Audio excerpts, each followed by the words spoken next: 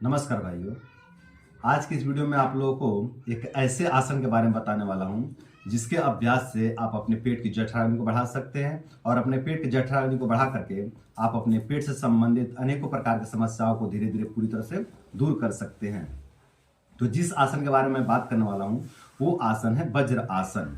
वज्र आसन ये बहुत अच्छा अग्निवर्धक आसन है। इससे जो पेट की जठराग्नि है वो बढ़ जाती है और पेट की जब जठराग्नि बढ़ जाती है तो जो भी आपको पाचन से संबंधित समस्याएं हैं वो सभी समस्याएं धीरे धीरे पूरी तरह से दूर हो जाते हैं।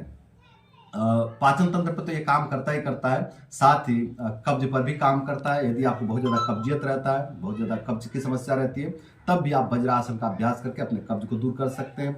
यदि आपको सूखा पाइल्स हो गया, सूखा बवासीर हो गया है, तब भी इसमें सहायक है। मैं ये तो नहीं कहता कि पूरी तरह से दूर कर देगा आपके पाइल्स को, लेकिन बहुत हद तक मदद करेगा इस पाइल्स को दूर करने में।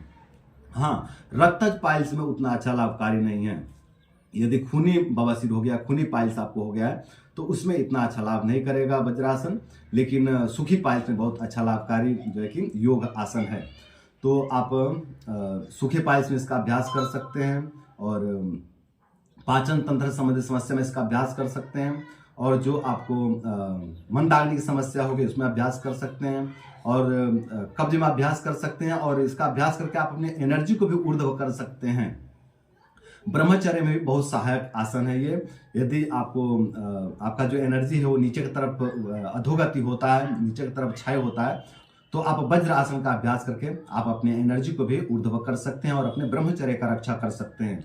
सपन दोष में भी ये लाभकारी है, सहायक है। यदि आपको सपन दोष होता है तो इसका मतलब है कि आपका जो एनर्जी है वो अधोगति हो रहा है ना, उसका क्षय हो रहा है। तो आप वज्रासन का अभ्यास करें, इससे जो आपका एनर्जी नीचे की तरफ जा रहा है वो ऊर्ध्व हो जाता है और आपका जो है कि स्वप्न दोष ठीक हो जाता है। तो इस स्वप्न दोष में भी सहायक है। और जो आपको बाल झड़ने की समस्या होती है, जो आपका बाल झड़ना लगता है, उसमें भी बहुत अच्छा लाभकारी जो है कि आसन है। और इसके अभ्यास से आपके फेफड़े को भी बल मिलता है, क्योंकि एनर्जी ऊर्ध्व होती है और जब एनर्जी ऊर्ध्व होती है तो आपके ऊपर के सभी अंगों को बल मिलता है। आपके पेट को तो बल मिलता ही मिलता है, आपके फेफड़े को बल मिलता है, आपके हृदय को बल मिलता है और आपके गले को बल मिलता है और आपके मस्तिष्क को बल मिलता है। और जब मस्तिष्क को बल मिलता है तो आप अच्छे से पढ़ाई लिखाई कर सकते हैं, अच्छे से चिंतन मंथन कर पाते हैं। तो इस तरह से बहुत बेनिफिट है इस आसन के। तो इसका अभ्यास करके आप लाभ उठा सकते हैं। अब मैं इसको करके दिखला देता हूँ कि इसको कैसे करना होता है। बहुत सहज विधि है, कोई विशेष इसका नियम नहीं है।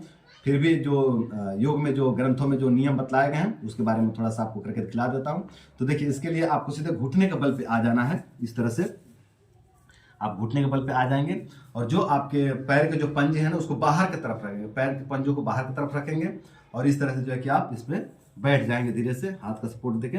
और फिर जो है कि आप इसको हाथ को अपने यहाँ रख लेंगे और अपने कमर को सीधा रखेंगे। वैसे तो स्वाभाविक रूप से कमर सीधा हो जाता है इसमें बैठने के बाद, सीधा नहीं करना पड़ता है। इसमें बैठ करके आप चाहें तो ध्यान भी कर सकते हैं, कोई दिक्कत नहीं, ध्यान भी बहुत अच्छा लगता है इसमें बैठ करके।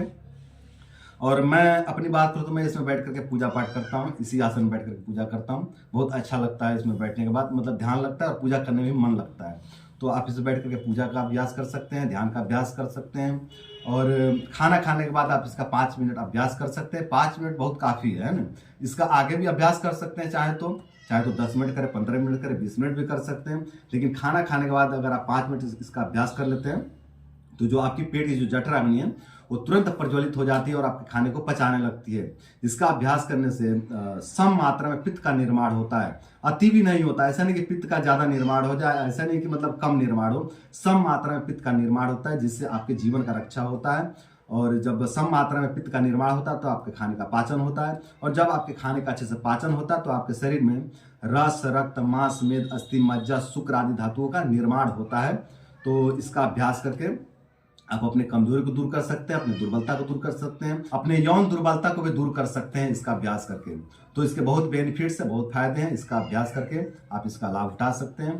तो उम्मीद करता हूं कि आज का ये वीडियो आप लोग को बहुत पसंद आया होगा और साथ ये भी उम्मीद करता हूं कि इस वीडियो को फॉलो करके और इस वज्र आसन का अभ्यास करके आप लोग अपने पाचन तंत्र को सही करेंगे, अपनी जठराग्नि को सही करेंगे और अपने जठराग्नि को सही करके आप लोग अपने जीवन को सुंदर, सरल एवं सफल बनाएंगे। तो आज के लिए इतना ही। नमस्कार।